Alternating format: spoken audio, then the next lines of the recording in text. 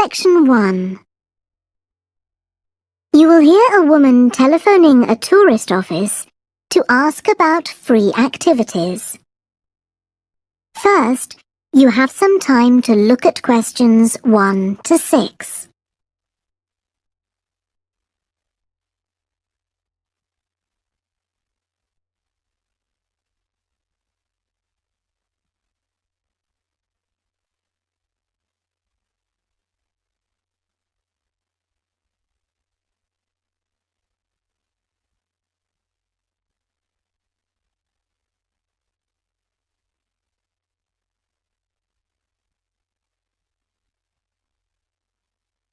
You will see that there is an example that has been done for you.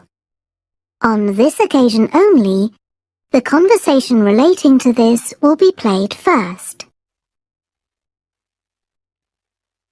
Good morning, this is Burnham Tourist Office, Martin speaking. Oh, hello. I saw a poster about free things to do in the area, and it said people should phone you for information. I'm coming to Burnham with my husband and 2 children for a few days on June the 27th, or possibly the 28th, and I'd like some ideas for things to do on the 29th. Yes, of course. The date that the woman wants information about is the 29th of June, so the letter C has been circled. Now we shall begin. You should answer the questions as you listen, because you will not hear the recording a second time. Listen carefully and answer questions 1 to 6.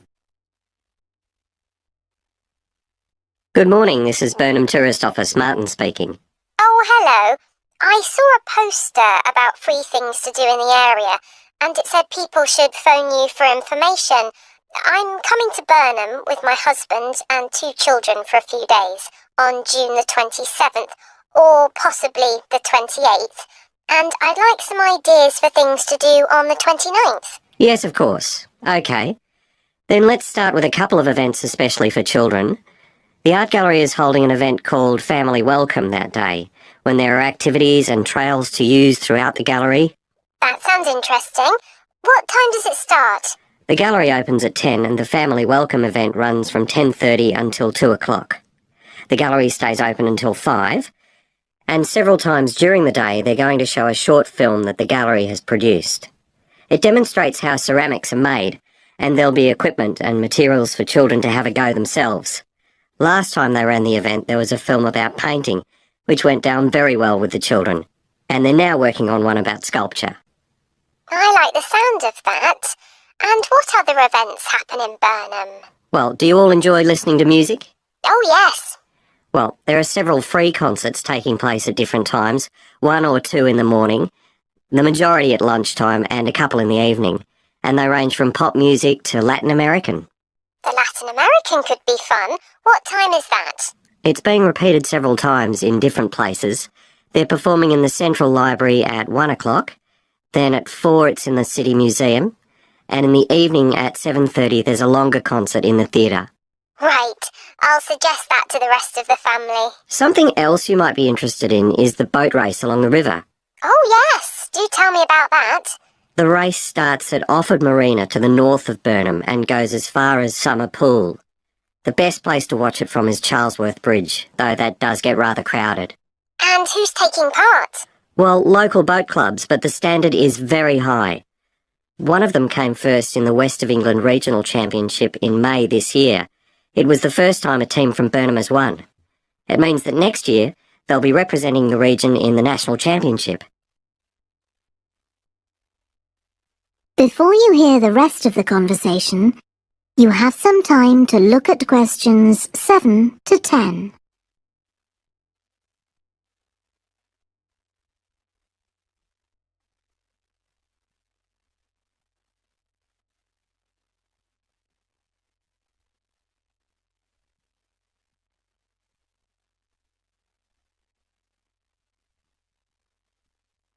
Now listen and answer questions 7 to 10. Now, I've heard something about Paxton Nature Reserve. It's a good place for spotting unusual birds, isn't it? That's right, throughout the year. There is a lake there as well as a river, and they provide a very attractive habitat. So it's a good idea to bring binoculars if you have them. And just at the moment, you can see various flowers that are pretty unusual. The soil at Paxton isn't very common. They're looking good right now. Right. My husband will be particularly interested in that. And there's going to be a talk and slideshow about mushrooms, and you'll be able to go out and pick some afterwards and study the different varieties. Uh-huh. And is it possible for children to swim in the river? Yes, part of it has been fenced off to make it safe for children to swim in. It's very shallow, and there's a lifeguard on duty whenever it's open. The lake is too deep, so swimming isn't allowed there. OK, we must remember to bring their swimming things in case we go to Paxton. How long does it take to get there by car from Burnham? About 20 minutes, but parking is very limited, so it's usually much easier to go by bus, and it takes about the same time. Right. Well, I'll discuss the options with the rest of the family. Thanks very much for all your help. You're welcome. Goodbye. Bye. That is the end of section 1. You now have half a minute to check your answers.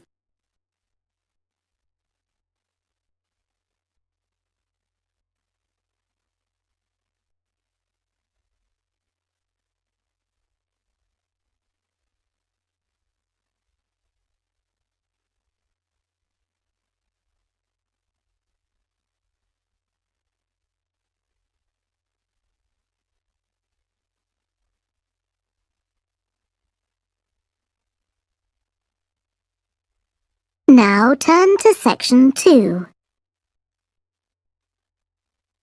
Section 2.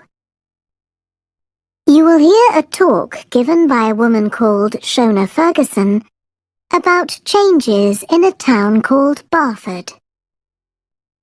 First, you have some time to look at questions 11 to 15.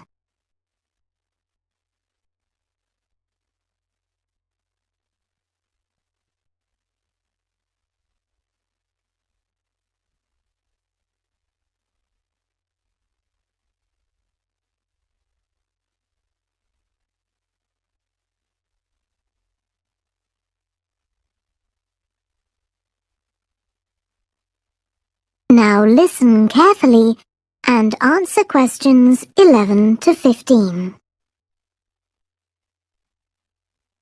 First of all, let me thank you all for coming to this public meeting to discuss the future of our town. Our first speaker is Shona Ferguson from Barford Town Council. Shona. Thank you. First, I'll briefly give you some background information. Then I'll be asking you for your comments on developments in the town. Well, as you don't need me to tell you, Barford has changed a great deal in the last 50 years. These are some of the main changes. 50 years ago, buses linked virtually every part of the town and the neighbouring towns and villages. Most people used them frequently, but not now, because the bus companies concentrate on just the routes that attract most passengers. So parts of the town are no longer served by buses. Even replacing old, uncomfortable buses with smart, new ones has had little impact on passenger numbers. It's sometimes said that bus fares are too high, but in relation to average incomes, fares are not much higher than they were 50 years ago. Changes in the road network are affecting the town. The centre was recently closed to traffic on a trial basis, making it much safer for pedestrians. The impact of this is being measured. The new cycle paths separating bikes from cars in most main roads are being used far more than was expected, reducing traffic and improving air quality. And although the council's attempts to have a bypass constructed have failed, we haven't given up hope of persuading the government to change its mind. Shopping in the town centre has changed over the years. Many of us can remember when the town was crowded with people going shopping. Numbers have been falling for several years, despite efforts to attract shoppers, for instance by opening new car parks. Some people combine shopping with visits to the town's restaurants and cafes. Most shops are small, independent stores, which is good, but many people prefer to use supermarkets and department stores in nearby large towns, as there are so few well-known chain stores here. Turning now to medical facilities. The town is served by family doctors in several medical practices, fewer than 50 years ago, but each catering for far more patients. Our hospital closed 15 years ago, which means journeys to other towns are unavoidable. On the other hand, there are more dentists than there used to be.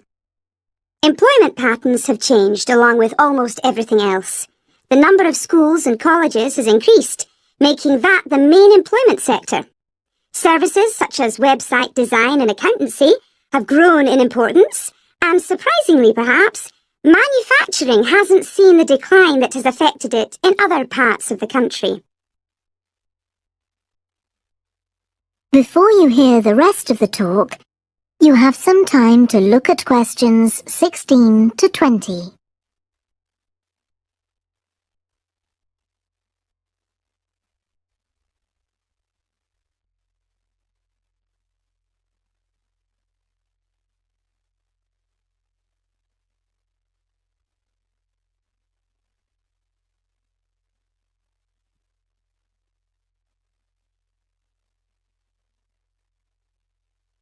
Now listen and answer questions 16 to 20. Now I'll very quickly outline current plans for some of the town's facilities, before asking for your comments. As you'll know if you regularly use the car park at the railway station, it's usually full. The railway company applied for permission to replace it with a multi-storey car park, but that was refused.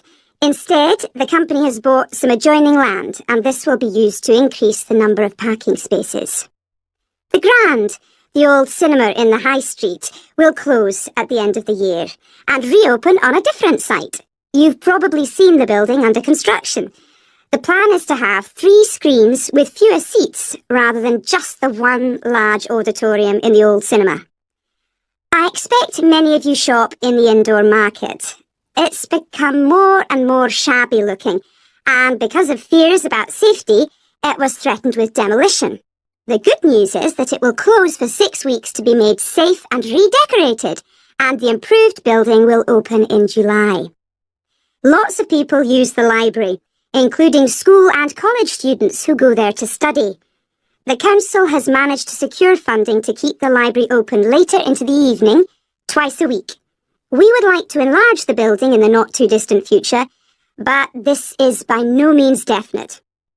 There's no limit on access to the nature reserve on the edge of town, and this will continue to be the case. What will change, though, is that the council will no longer be in charge of the area. Instead, it will become the responsibility of a national body that administers most nature reserves in the country. OK, now let me ask you if you have... That is the end of section 2. You now have half a minute to check your answers.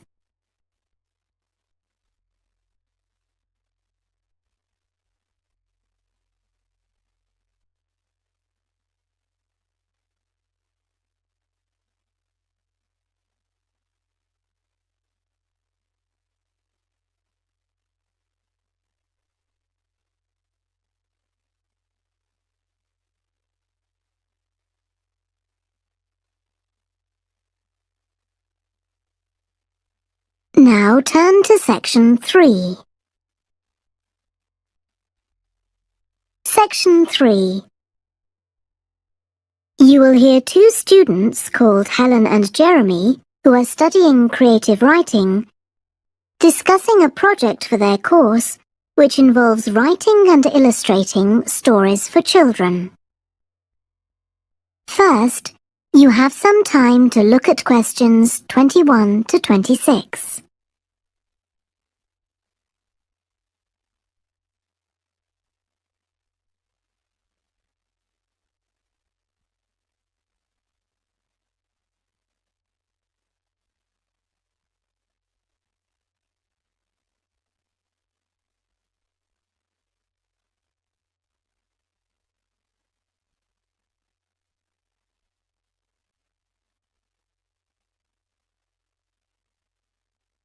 Now listen carefully and answer questions 21 to 26. Hello, Helen. Sorry I'm late. Hi, Jeremy, no problem. Well, we'd better work out where we are on our project, I suppose. Yeah, I've looked at the drawings you've done for my story, The Forest, and I think they're brilliant. They really create the atmosphere I had in mind when I was writing it. Oh, I'm glad you like them. There are just a few suggestions I'd like to make. Go ahead. Now, I'm not sure about the drawing of the cave. It's got trees all around it, which is great, but the drawing's a bit too static, isn't it? I think it needs some action. Yes, there's nothing happening. Perhaps I should add the boy, Malcolm, isn't it? He would be walking up to it. Yes, let's have Malcolm in the drawing. And what about putting in a tiger? The one that he makes friends with a bit later. Maybe it could be sitting under a tree, washing itself.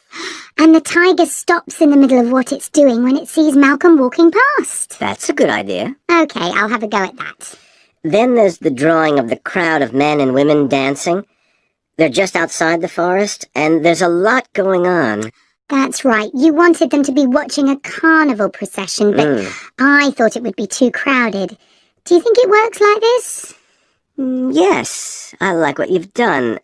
The only thing is, could you add Malcolm to it without changing what's already there? What about having him sitting on the tree trunk on the right of the picture? Yes, that would be fine.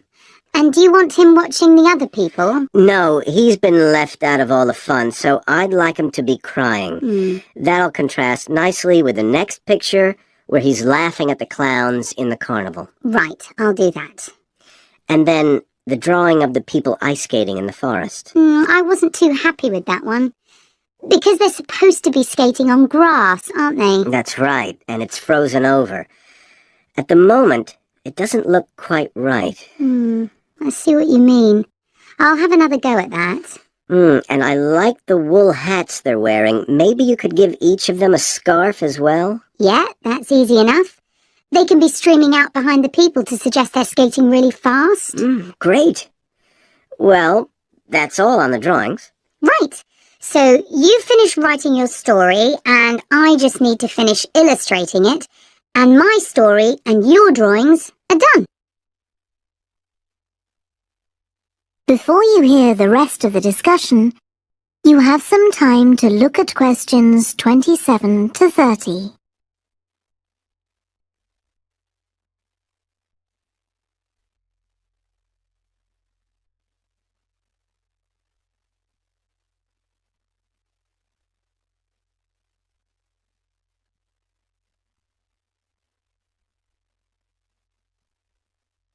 Now listen and answer questions 27 to 30.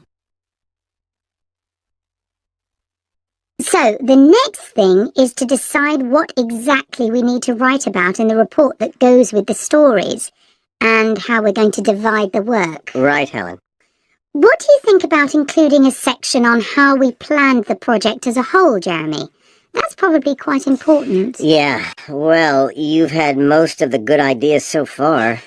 How do you feel about drafting something? Then we can go through it together and discuss it. Okay, that seems reasonable. And I could include something on how we came up with the ideas for our two stories, couldn't I? Well, I've started writing something about that, so why don't you do the same and we can include the two things? Right. So what about our interpretation of the stories? Do we need to write about what we think they show, like the value of helping other people, all that sort of thing? That's going to come up later, isn't it? I think everyone in the class is going to read each other's stories and come up with their own interpretations, which we're going to discuss. Oh, I missed that. So it isn't going to be part of the report at all? No.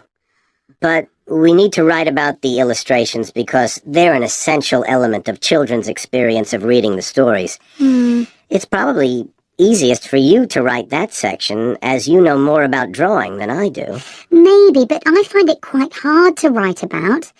I'd be happier if you did it. Okay. So when do you think we can get this ready? That is the end of section 3. You now have half a minute to check your answers.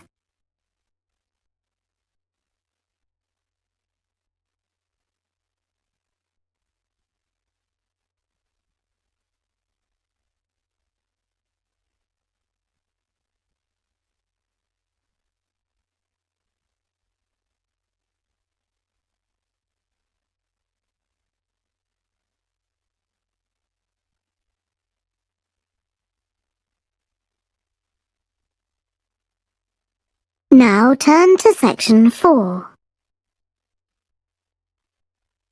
Section 4. You will hear part of a lecture to business students about the use of one particular type of research known as ethnography. First, you have some time to look at questions 31 to 40.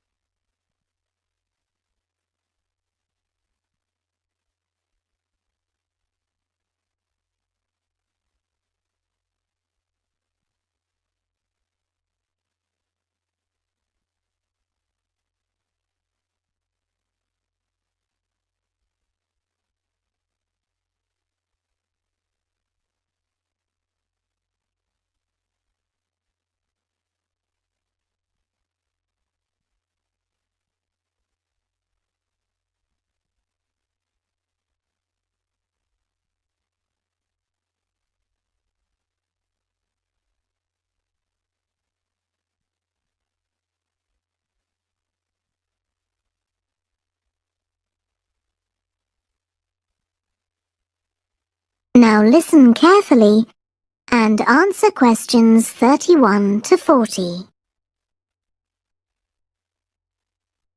So, what I'm going to talk about to you today is something called ethnography.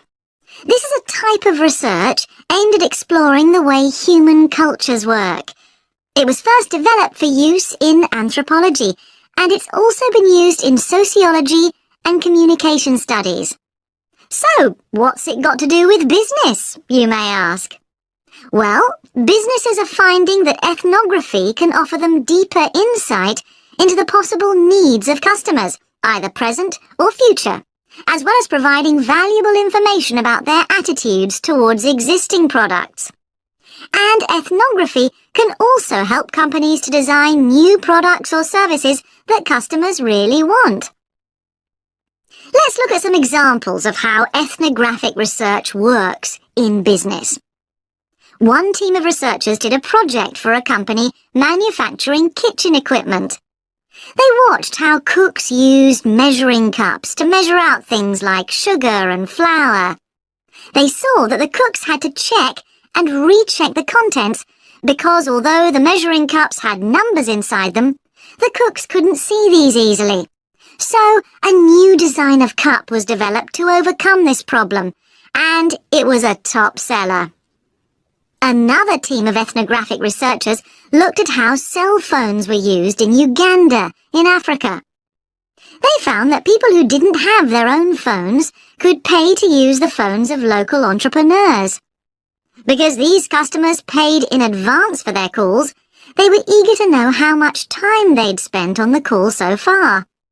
So, the phone company designed phones for use globally with this added feature. Ethnographic research has also been carried out in computer companies. In one company, IT systems administrators were observed for several weeks. It was found that a large amount of their work involved communicating with colleagues in order to solve problems, but that they didn't have a standard way of exchanging information from spreadsheets and so on. So, the team came up with an idea for software that would help them to do this. In another piece of research, a team observed and talked to nurses working in hospitals. This led to the recognition that the nurses needed to access the computer records of their patients no matter where they were. This led to the development of a portable computer tablet that allowed the nurses to check records in locations throughout the hospital. Occasionally, research can be done even in environments where the researchers can't be present. For example, in one project done for an airline, respondents used their smartphones to record information during airline trips, in a study aiming at tracking the emotions of passengers during a flight.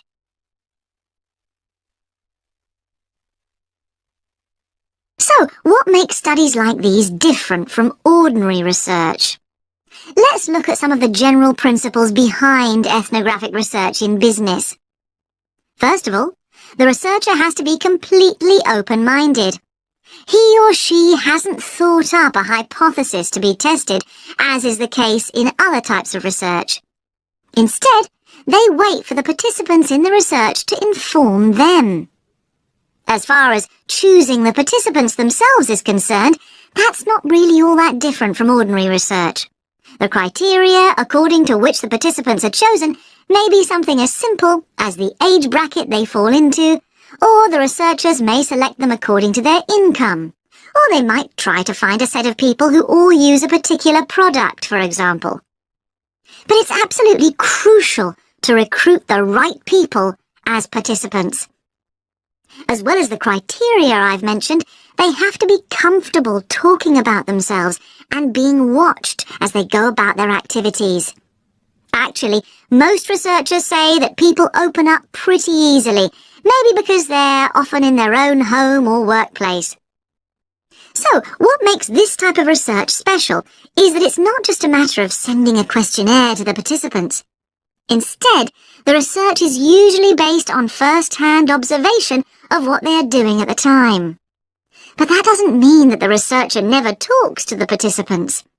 However, unlike in traditional research, in this case, it's the participant rather than the researchers who decides what direction the interview will follow. This means that there's less likelihood of the researcher imposing his or her own ideas on the participant. But after they've said goodbye to their participants and got back to their office, the researcher's work isn't finished.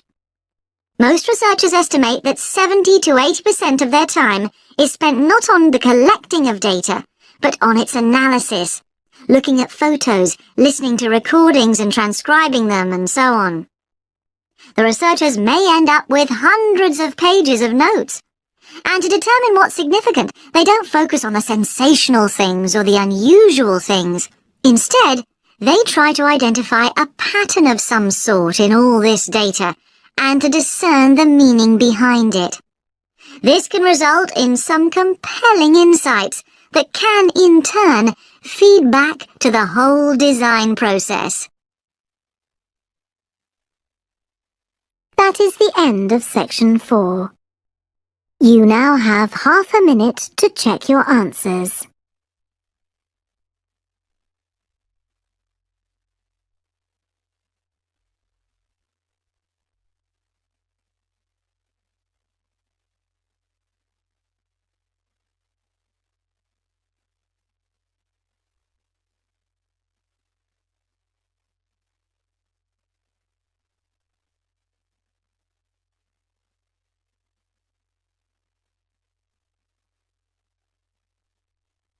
That is the end of the listening test.